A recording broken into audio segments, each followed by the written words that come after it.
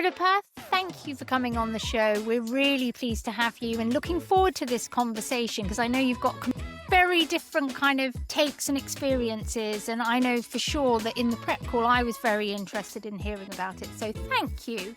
But before we sort of kick in, would you like to give us an introduction to yourself and your background? We'd love to hear it. Well, thank you for having me. So yes, my name is Philippa Wagner and I'm the founder of PeoplePlacesSpaces, which is a creative strategy studio really focusing on the intersection of hospitality design and I guess human behaviour at the end of the day. Kind of born out of the closing of all the doors of all the hotels during the first lockdown of COVID. And yeah, just sort of bringing all the different elements of my career into one place, which was to, as the name suggests, look at people first, places and spaces, predominantly hospitality, a little bit around the edges of kind of workplace and retail, because of course those things are also interconnected, but very much just with that sort of people first mindset, but also how we can create those spaces and places for brands, investors and developers sort of globally to create brands and experiences that resonate with what people want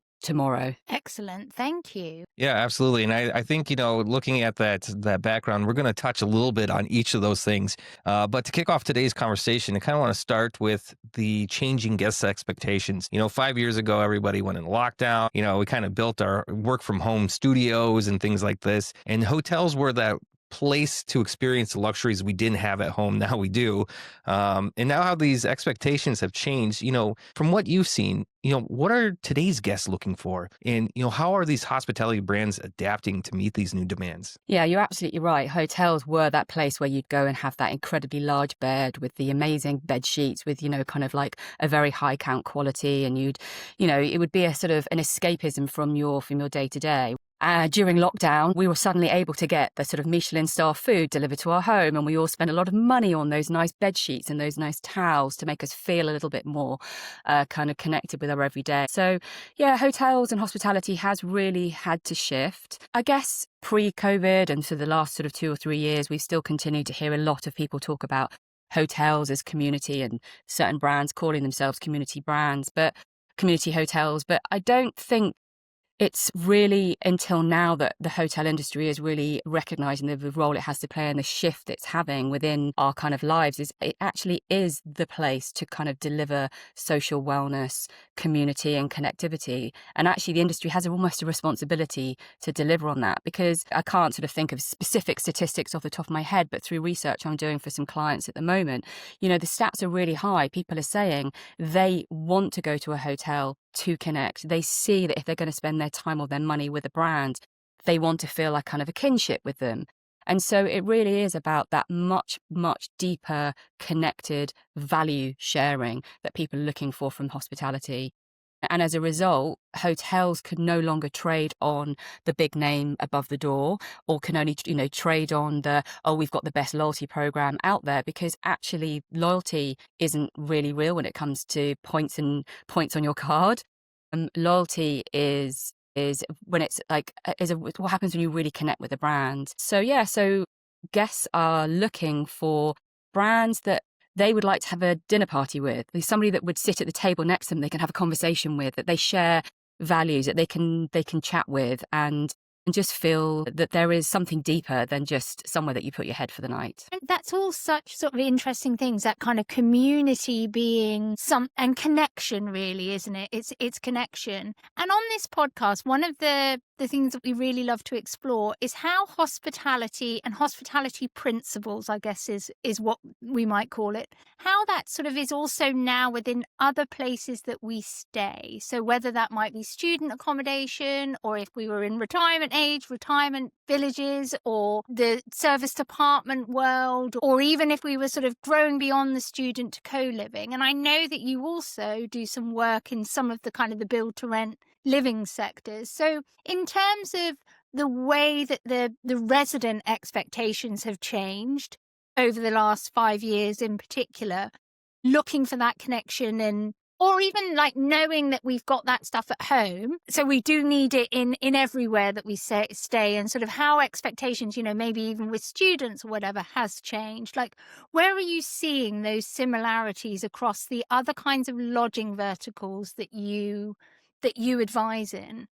I mean, absolutely. I think we're seeing it across all of them. It's interesting, isn't it? Because rewind maybe 5+ years and somebody said, "Oh, what industry you work in?" You say, "I work in hospitality." They'd automatically go, "Oh, you work in hotels." But actually, as you've just listed out, there is a huge bandwidth of what hospitality is. Now, of course, hotels and restaurants and bars would kind of fall into that. But the build to rent market, which is obviously huge, student living, although I personally think students should live in an awful place to start with, because you've got to start and work your way up. But that's a whole nother conversation. But, it's about the expectations of hospitality at all levels. So another thing that kind of connects to the sort of the hospitality in the wider context is that the way that we live our lives is changing, so that we're living in very uncertain times. We don't know what's going to happen, what's happening, kind of from a climate point of view, from a political point of view.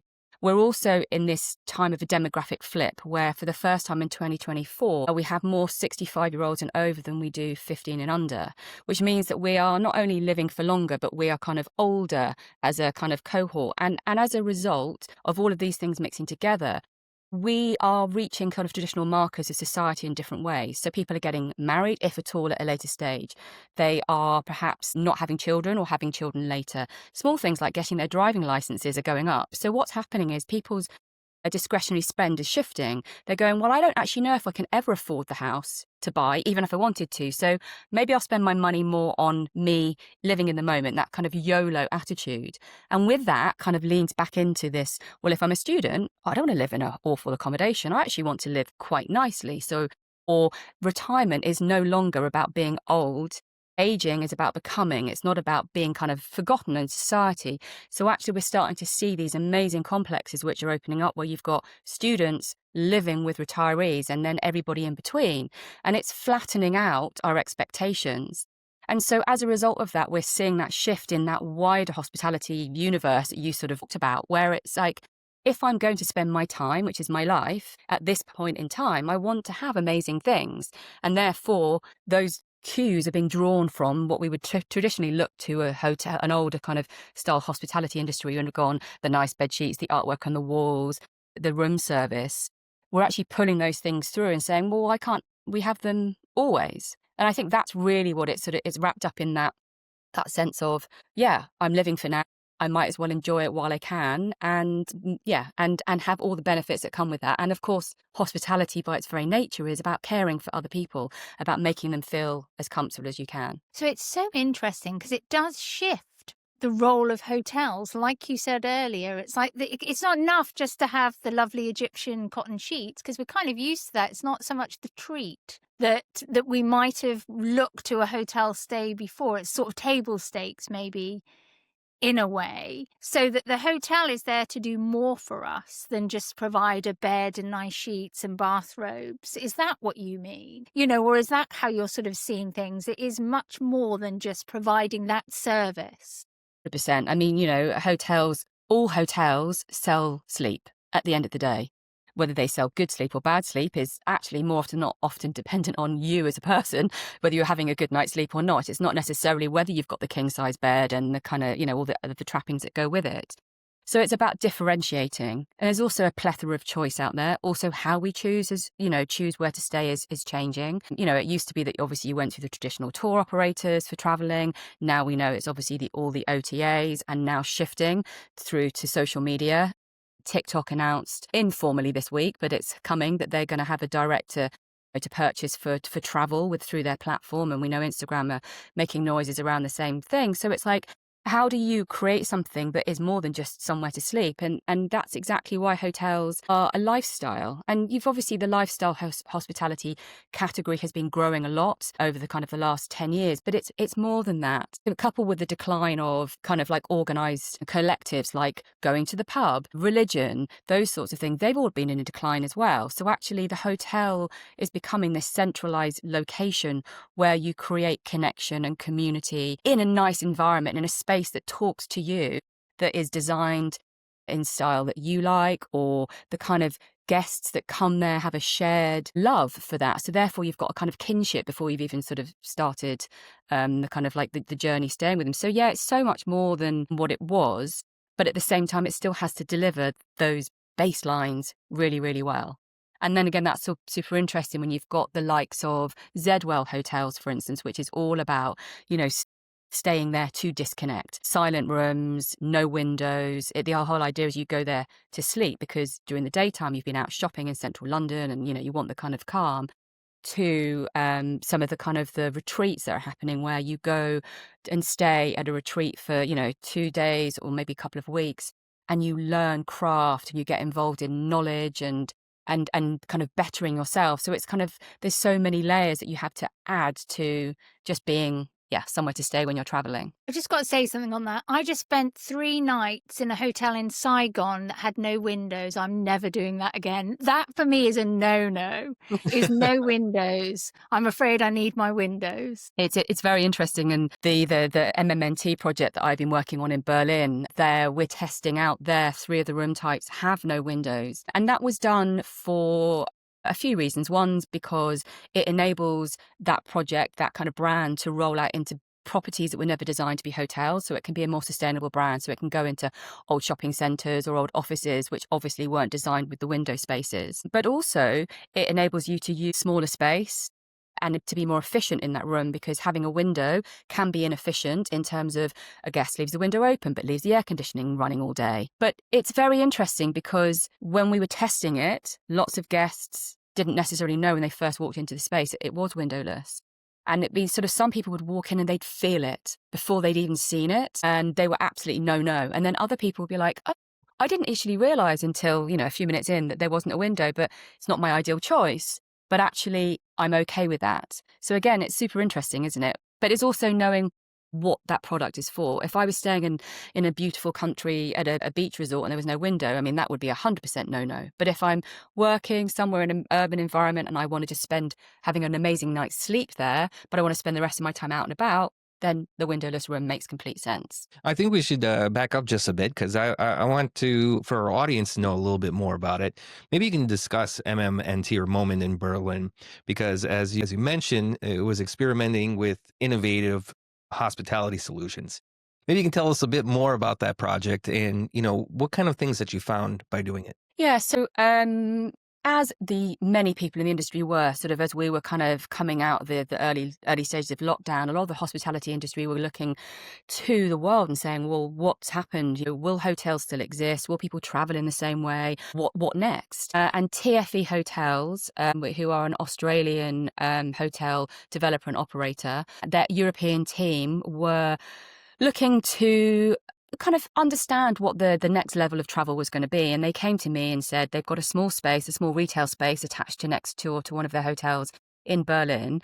And they wanted to set it up as a test lab to really, to test some of these hypotheses about smaller rooms, maybe more sustainable spaces, and the future traveller.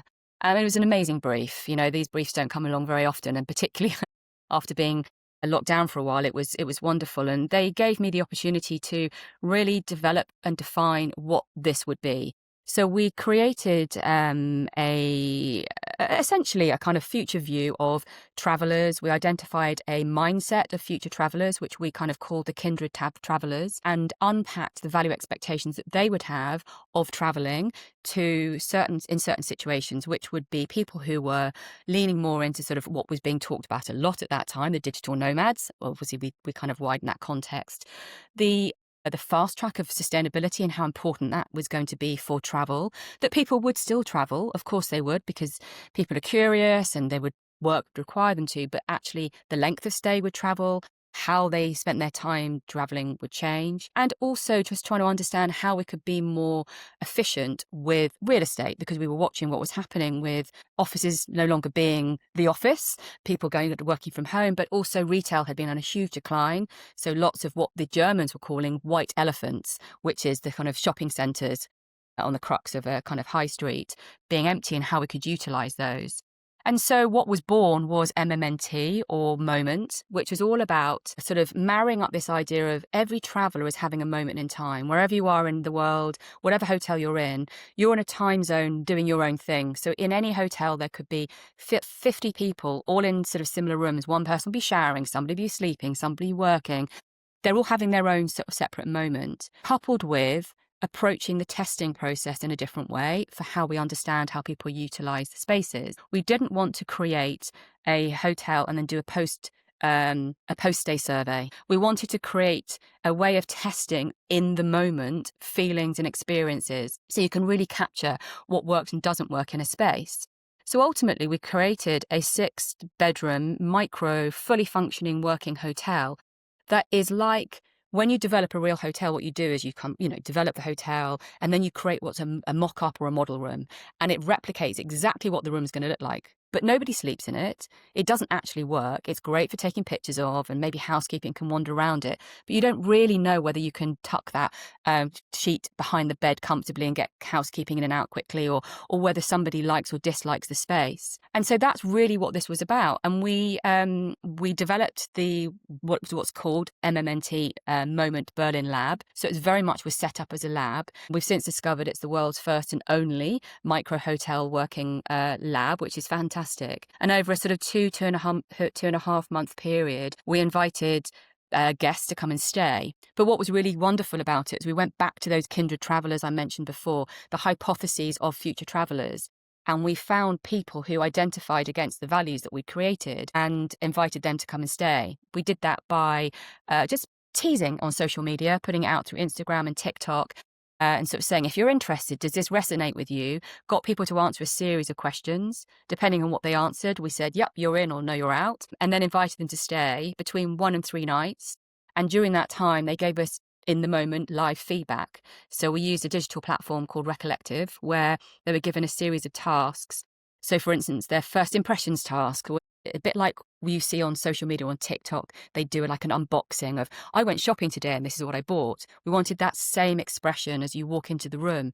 How did it make them feel? What were the first words that they said? Which was absolutely amazing, because you don't get that. If you send a post-stay survey, how did you sleep? Well, that was about 4 days ago. I don't remember how I slept. Or what did you like in the room? I like the pink cushion. It's not the same as somebody walking and going, wow, this feels really spacious, or it's much smaller than I expect.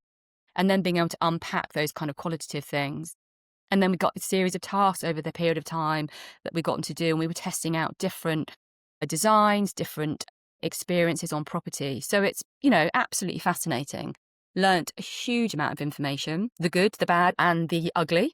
Not so much ugly, but, lots of different things. And that information and those insights are being collated and interrogated and are now being worked on as the blueprint for the rollout of Moment as a global hotel product. It's so fascinating. And one of the things I'm thinking of is tech companies or hoteliers, when they're thinking about putting in new tech into their business, they'll often develop a sandbox where they can test it, and it's all digital. It's not an actual sandbox and it's not in an actual hotel, but they really kind of do that sandbox experiment to see whether the tech will work together. And it's like that, isn't it? You're doing a real life sandbox of the actual physical hotel with physical people, which is really interesting. And then, so what were some of the insights that came out? Is it like, 30% of people cannot stand windowless rooms, but there's 10% that we can, that will be all right as long as the price is right and the actual room. And so that's one of the things I wanted to say. And the other thing I did want to also reflect on is that recording the feelings. Now, for me, when the first thing that I do, and I'm sure I'm not alone in this, is I go into the bathroom. And I go and have a look what the bathroom. I'm a woman. I like a nice bathroom. I look at the bathroom as well. You do as That's an well. important place, Yeah. So go and sort of see, and either it's a wow or it's a So anyway, I wanted to sort of reflect on that. But what were the sort of the insights, and did they match what you? And I guess because this is so new, you and the hotelier, TFE would not necessarily know what you were hoping to get from the results of this lab. So I just would love to know a little bit more about what you understood And was it what you wanted to understand? Lots of questions in there and lots of answers. I think the first thing, Apologies for that. no, I often it's do good. that. I think so. There's sort of lots of points to this. I think the first thing that was really interesting is when we asked them to walk around, enter the room, they had to do it with a video. So they were walking around. So when they went into the bathroom, and you're absolutely right, curiosity is a human nature. Everybody did do that. What we got was exactly that, understanding the flow that people do. So some of our rooms have kitchenettes in as well. So they went straight to the cupboards and tried to open the cupboards. They were locked. I'll come back to explain that locking bit in a minute. So we were able to capture visually what they were seeing and the language, the words that they were using. We also asked them to type in, after that first task, 3 words that they would use to describe the room and their experience. This was really fascinating. In our original brief that came from all the work that we did at PeoplePlacesSpaces and we put together for the interior architects, we had 2 interior architects working with us, Acme, who are our kind of lead architects, and BWM, who did one of the rooms with us. When we gave them the original briefs, we had words in there like calming, cozy, things like that. They weren't public words. They weren't words that we ever played out on our global, social media presence or on our website, but they were the words our guests played back to us. Sanctuary, things like that. And that was fascinating because we'd made a really clear choice, and it was in the brief from us, was we want to use the colour green because we don't know scientifically. Our scientists have told us that green is great for calming you, for your cognitive ability. We said we wanted to only use plaster instead of paint in the rooms because plaster is natural. It's great for acoustics. It cleans the VOCs out the air. It cleans, all the nasties out the air. But it also creates a natural vibration in the room that helps people sleep better. All the materials we chose were natural materials, or they were recycled in a kind of reuse and reduce process. And the feeling that we thought we would get back from that was played back to us. So that was absolutely fascinating. What was also great within that was, people have a love-hate for everything. People have opinions, and they're absolutely right. But this isn't about our opinion. This is about the collective telling us where we're right and wrong, but equally us then going, yeah, but we stand by this because this is our brand pillars and our brand values. What's important of this testing was to not say we're aggregating everything and we're going to go with the masses of what people tell us, because then we'll never have something that stands for anything. Where the value really came in is when they absolutely played to us and retold us that we were right, but equally where we were wrong. And I think that's really important as well. We did build in mistakes on purpose. We did things like in the smallest room that's 11 meters squared, we put the biggest bed in there and the biggest vanity unit. Now, when we first said we wanted to do that, we got looked at weirdly by the operational team. They're like, why would you do that? It doesn't make any sense. And we're like, because we want to play with perception. Because just because it's the smallest room, it doesn't have to always mean cheap. Small can mean efficient, experiential, and beautiful at the same time. And actually, it is a windowless room. But people didn't walk in there and feel always that it wasn't. And again, this is what's super interesting to your point about that statistic of percentages. More often than not, people did or didn't notice whether there was a window. But where the real value came in was listening to someone's video of themselves. So for instance, if somebody said, oh my God, there's no window, I don't like the idea of a window. But then they would turn and say, however, oh, I really like that. Oh, and that's really interesting. So for instance, we've got this big lamp that we chose, which looks like a moon or a sun. And the idea was to mimic nature from outside without having a window. What we didn't want to do is have a screen on the window which was showing mountains, because that's a lie. What we were doing is we're celebrating it's windowless, but we're still touching into some of those cues of human nature. And so somebody would be like, oh, it's windowless, I wouldn't have chosen that, but oh, I've got the moon above my head. Wow. And then you can start to take the different levels of qualitative data that they're giving us. If we had asked them a question, would you sleep in a windowless room? We know the answer would be very high percentages of no. But actually what we start to see is there's a bandwidth of when you can actually make it acceptable or not. And that was super interesting. And then the other mistakes we made, I made that reference, that point of cupboards being locked. So we wanted to test some operational hypotheses, which we knew the guests would dislike. But from an operational perspective, and at the end of the day, it's an operator behind this, they were like, if we can do this, it'd be fantastic. So in an apartment hotel or a suite where you've got a kitchen, when someone checks out, regardless of whether you've drunk anything out of any of the glasses or touched any of the knives and forks, it all has to be washed for hygiene reasons, which takes time and money. And also, if you wash everything every time, it wears its useful life down. So our hypothesis was that if we lock that cupboard, lock it away, but give guests the access to it if they want to use it, when housekeeping come in, if it's still locked, it hasn't been touched, they don't need to clean it. But if it's been opened, we'll make the assumption it's been used. Brilliant idea, works beautifully operationally. The way it worked with the guests, they have an app and they can just see the cupboard they want, the thing they want. So it's like, okay, I want my crockery. So they'd slide the button with the crockery, the door would open, they get access to it. But as you pointed out, the first thing you want to do when you walk into a room is open everything and have a look. So that was really interesting. And so we have to make decision now, and I'm not allowed to tell you what decision we've made.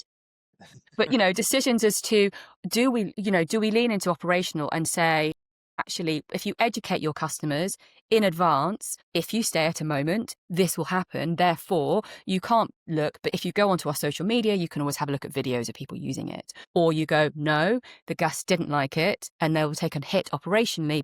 So that's really what is super interesting, to help the business weigh up where it puts its sort of stake in the ground and the reasons why. One of the things here also is it's that weighing up what's guest experience and what's operationally important. So it's figuring out that balance there, and rather than making assumptions as well. Yeah, and at the end of the day, going back to what we were talking about before, guest experience is what differentiates. There's so many brands out there. There's some amazing brands and there's some really awful brands and there's everything in between. But what I say is awful is somebody else is brilliant. And so, that's the beauty of it. There are certain kind of brands that may not really excite you, but if they do what you want, which is having a great night's sleep with great blackout curtains and right next to the airport, you tick a box. But you would choose to go and stay in that hotel if you wanted the best breakfast in bed of another occasion. So the brand experience has to resonate with why you're there and what you're looking for. And that's really what we do at People, Places, Spaces. It's all about the brand experience. We develop our brand DNA kind of approach is all about building brand experience pillars. There's the brand pillars that sit internally and externally, but there's those brand experience. It's those guest journeys that the emotionally and physically will happen, because those touch points of wow, and again, it's to that point of making a decision.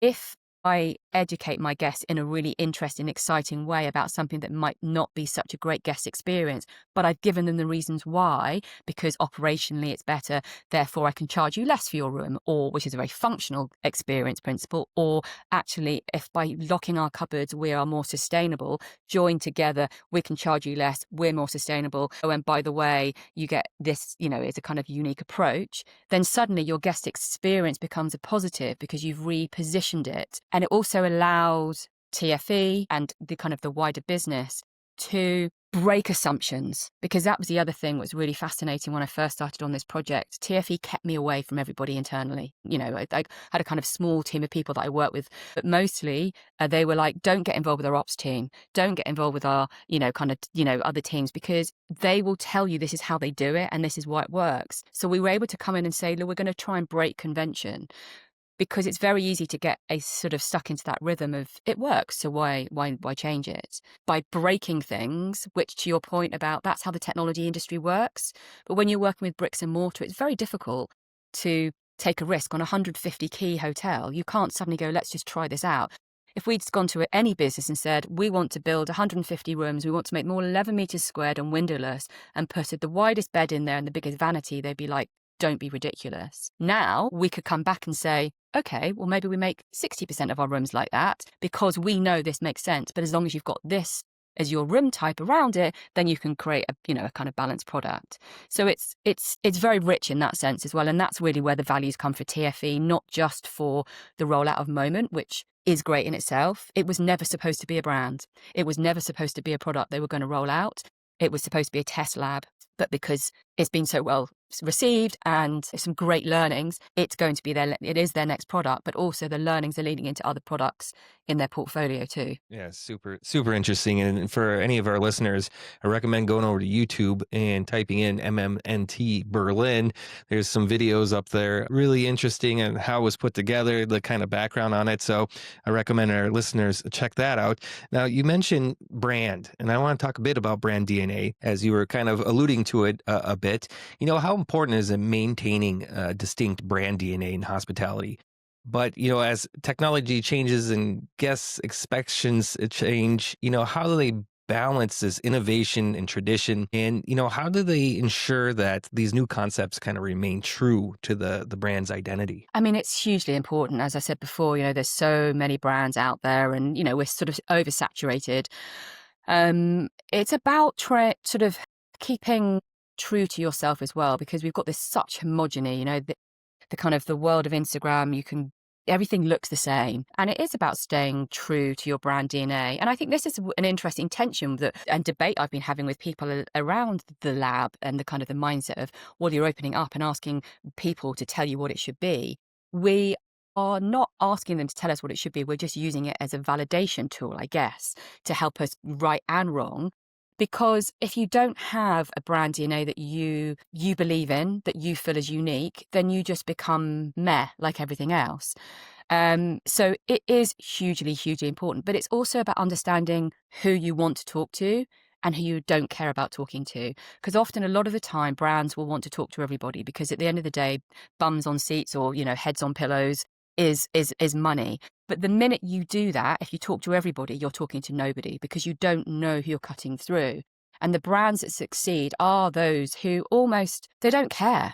They go, fine, if you're not interested, don't worry, I'll talk to somebody else. And that's where the value comes in. So yeah, having that brand DNA, but it's also about making sure it evolves and not stagnating, because that's the other thing. Brands who are very successful in that, they stagnate. They sit back and go, oh, well, we've done it, haven't we? And everybody's going to keep coming to us. And it's shifting that mindset of, if we build it, they will come, because they won't come. It's if they hear you, they will come. But if in order for them to hear you, you need to be talking the same language, which comes back to those value expectations. So it's about, and that's what we do, when we work with clients, is we define that brand DNA, and then we create those experience principles that run around the outside of it, because those are the things that people hear and see and feel. And then it enables you to kind of evolve over time and make sure that you're moving forward, but always one step ahead of your customers, because otherwise you end up just, again, stagnating. One of the things that always kind of interests me, I guess, or I've got curiosity about, are able to offer an experience to an individual through their brand DNA, but also through the experience that they're delivering, a very customized experience. How do they marry that up with the fact that they do need to be standardized in many ways? Like, whether it is on the practicalities like housekeeping and making sure that the cupboards have the exact things that they're supposed to have in them. So that's one thing, is how do you marry up customizing, putting customer first, personalized experiences, having a brand that really speaks to an individual, to the fact that it does need to be standardized. The other question is that I know that people are looking for localized experiences and they're wanting to feel that they're part of something local. So when I go to Prague, I want to feel like I'm in Prague. I don't want to feel like I'm in a hotel that could be in London or could be in Rome or wherever. But a lot of brands are global, And so how, or they'll want to scale, they don't want to just be a hotel in Prague or a lab in Berlin. So those two things, how do you see they kind of marry up? Yeah, I mean, it's a very good question. It's like, personalization is something that everyone's talking about. How do we personalize? And AI is going to help us personalize, la-di-da. But that's not business. That's, high-end luxury. Yes, maybe you can get away with that. But as you sort of start to come down, but actually, personalization doesn't have to be about me as an individual. Personalization, if you take it up almost a kind of level, is by already resonating with that community of people who've heard me because of the brand DNA. Already we've kind of cut through some of the things that I don't need, which means we're getting closer into it, feeling more personally tailored to my values and my expectations. And therefore, by its very nature, I've chosen to stay with that brand, with brand A over brand B, because that's kind of, they lean into the value. So you're already starting to get there, which then allows you to be more standardized, because if you try and deliver the pillows that every single customer wants, and there was a whole plethora, wasn't there, of hotels who did that. We've got these amazing pillow menus. It's just not possible, because everybody, and also on a Monday, I might be wanting a soft pillow, but on Thursday, I'm still the same person, but I might want a hard pillow because I pulled my back or something. So, the layers you get to are just too much. So anybody who starts to say it's all about personalization, no. Where personalization does come in will be where tech does help step in, which is knowing that I've stayed there before, and knowing that, and the data it's got on, that I always like to stay on floor 2 because it's got a better view. Of course, we can support those sorts of things. And I've been working with, actually with TFE, one of their main brand. It's sort of 60% of their revenue, their business is Adina, which is a global brand, and they. I've been working with them repositioning their brand over the last year or so, which you'll start to see being rolled out to 2025. And one of those points was exactly your point about local versus neighbourhood. So they are the only international Australian hospitality brand. In Australia, they're known to be Australian. Over here, in Europe, everyone thinks they're German because they're most of their products in Germany. So we've been working very hard with them to understand, what does that mean to bring Australian-ness, is what we've been talking about it, into the kind of European market, without hitting people over the head with what traditionally they've done, which is kangaroos and Vegemite and things like that. But also, how do you, at the same time, not just bring Australia and shove it into Europe, but also go, well, we're in Munich, we're in Berlin, we're in London, wherever those destinations are. So how do you recognize that as well? And so it is about neighborhood and localization. Another client I've been working with, who are opening a hotel in Wood Wharf, Virtus Edit, we actually started talking to them about borougness, because they are about being in a borough. So even getting down another layer, because they're London, it's Canary Wharf, but it's the new area of Canary Wharf, but actually it's part of Tower Hamlets. So what does that mean? Comes down to so many different levels of, making sure you support the local communities around you. If you have art on your walls, make sure it's local artists. If you've got local suppliers, support them. It's about telling those stories.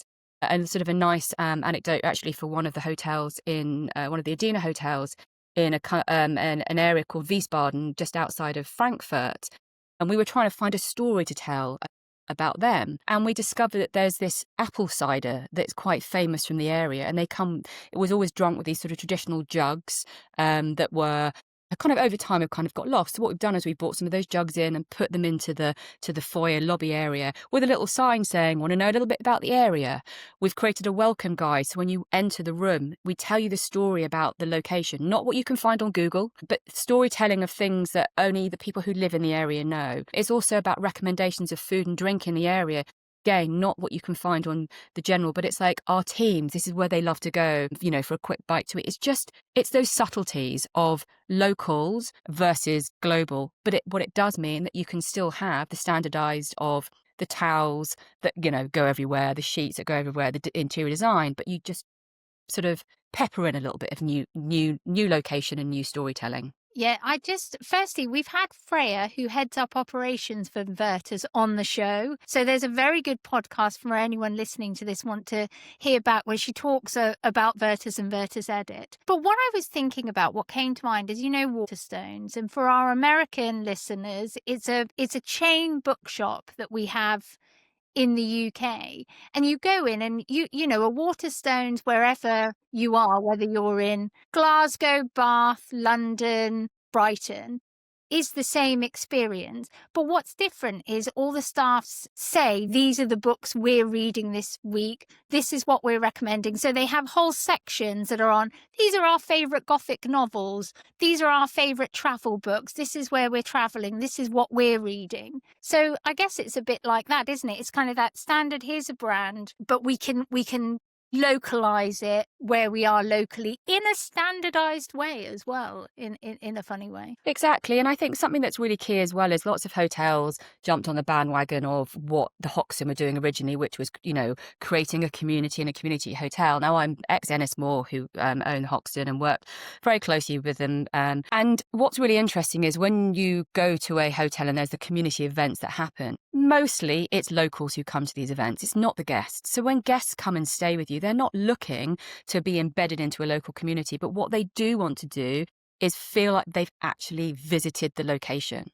They don't want that, as you say, that homogeny, but they also at the same time do want that standardization, because if you're going to a foreign country, you're spending some money, you want to know that you feel safe, like I know it's going to have X, Y, and Z quality. And so it's not about thrusting people into the community and saying, right, you need to go and talk to, him round the corner because he lives here and he's going to, show you the locality. It's more about, I want to feel like when someone says, how was that borough that you stayed in, you can talk about it versus just that, that kind of like, I could be anywhere in the world right now, because that doesn't satisfy. And the more we see that travelers are having to make hard choices about traveling. If I do travel, I am going to have a global impact. Therefore, if I travel, I'm going to travel for longer. We've seen this happening and it is changing the landscape. Equally, if you're staying for longer, then you want to be embedded in that locale a little bit more. So, I think we're going to continue to see the importance of neighbourhood, borougness, all of those things coming, but it's not a tokenistic thing. It has to feel authentic, brand by brand, team by team. We have time for like one more question, and I think this will kind of close out today's conversation quite nicely. During our discovery call, you mentioned that hospitality is like the fashion industry in terms of trends and adaptability. How can operators or owners stay ahead of these trends, and what lessons can other living sectors learn from this approach? Yeah, I think there's sort of two sides to why when I made that reference to the fashion industry, it's exactly as you said, but it's also that hospitality has almost become the darling industry that fashion was back 20 years ago. It's because people have shifted to experiences. The experience economy has been going on for a long time, and the hospitality industry has facilitated that and is going to continue. And we are going to continue to see this spend on, you only live once kind of mindsets, and actually wanting to have an amazing time, as we sort of touched on at the beginning of this conversation. The hospitality industry does need to be more mindful of trends. It's super interesting because it's a slow industry in so many ways, because it's bricks and mortar. And from the concept of I've got this new brilliant idea to build a hotel and this is the brand and this is the experience, opening the doors can be anywhere from, absolute fastest, be 18 months if you're taking an existing hotel and flipping it, all the way to sort of 10, 15, 20 years if you're going to take something on that kind of journey, because it's the build and everything else that kind of goes around it. So as an industry, historically, it's sort of stayed away from what would be seen as trends, because trends have always been seen as fast and fashionable. But that's trending versus trends. Trends at the end of the day, and it's almost a word that I hate using, but I've worked in the trend forecasting industry, so it's kind of part of who I am. But trends are just manifestations of cultural shifts, of what's happening and what we as people are looking for. And so the hospitality industry, because it's about caring for people and being around people, is the front line really of culture, and is increasingly kind of becoming that way. And that's why we're seeing the industry starting to embrace the kind of long range trends. At the same time, the industry is very much pushing back, and they should push back on not packing up on fast trends, because what happens in a lot of hotels is they'll have their FF&E cycle, which is their fixtures and fittings, and some of them can be on 3-year cycles, some of them can be on 10-year cycles. We want them to get to longer cycles, because every time you refurbish a room, you're throwing all that stuff out, and it could be perfectly good. But because the trend has moved, the colour has moved, the texture has moved, you don't want the industry to become too trendy. What you want is it to be this cultural shift of how you change the experience, not necessarily the bricks and mortar and the interior design. It's those services that you deliver. It's some of the technology shifts. Because at the end of the day, regardless of how AI is, permeating everything, we still need to sleep. We still need to eat. We still need to connect with people. We still need to feel things. So hotels will continue to take that element of it and those kind of values and keep moving the industry forward through that, I guess. Do you see like co-working spaces? This is one of the more recent ones. Do you see that as, something that's going to become like a long-lasting standard? Because I know you have experience on working with co-working spaces with Huxton. So maybe you can tell us just a little bit about that trend. And do you think that that's going to stick around based on our current lifestyles? Yeah, I mean, Working From, which was the co-working product that we developed for the Hoxton, we were developing that before COVID. And one of the strap lines we came up with at the time was, it's like working from home, but without the distractions of your cat. Now, this was before we all started working from home and were distracted by the cat, the washing machine, your husband, all the things that happened. And that was because we were tracking it from a cultural perspective. We were seeing that this was already happening. We were seeing that people were going, well, actually, I can, because of technology, because of the way the world was changing, I can work from somewhere that is not my office. Oh, and by the way, I can be traveling here and I can do this. So yes, absolutely, this is going to continue.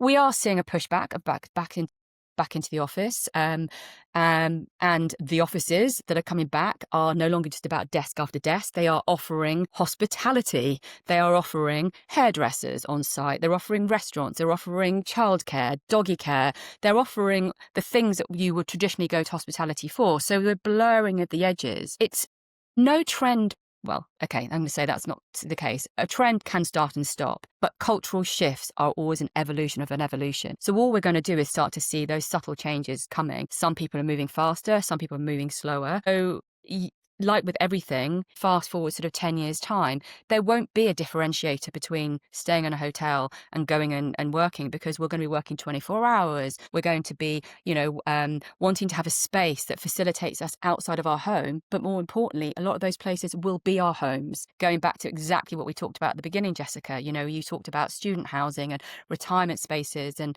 I think a really nice example, and I can't remember the name of it, I'm afraid, but there's a cafe in Washington, D.C., which is on the street, public facing, which is just like a great styled coffee shop. But actually, it is the coffee shop for a retirement home. And they're actually creating that sort of crossover between one world and another, which would have years ago seemed completely separate. But at the end of the day, people want coffee, they want community and connectivity. And that's a really great example of where those walls no longer exist. So where I live, which is Bath, we actually have a brand new kind of retirement home with a coffee shop within it now.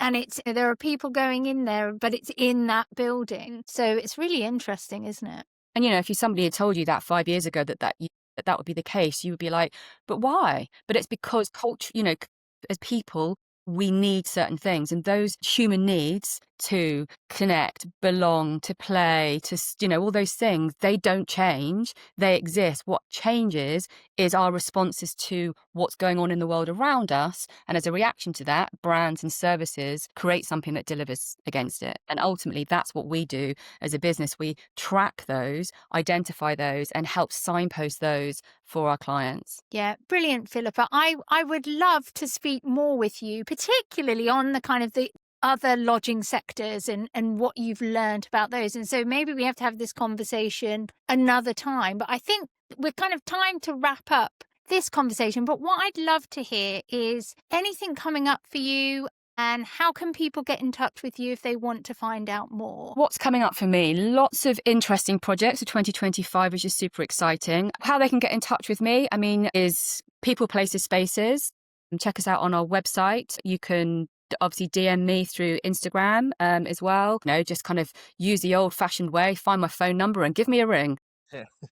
In terms of events and things, so the Festival of Hospitality is kicking off, and I will be doing some things with the Festival of Hospitality. I'm also over in Milan in May at a co-working meets hospitality conference, where I'll be talking further about some of this sort of things that we've been talking about.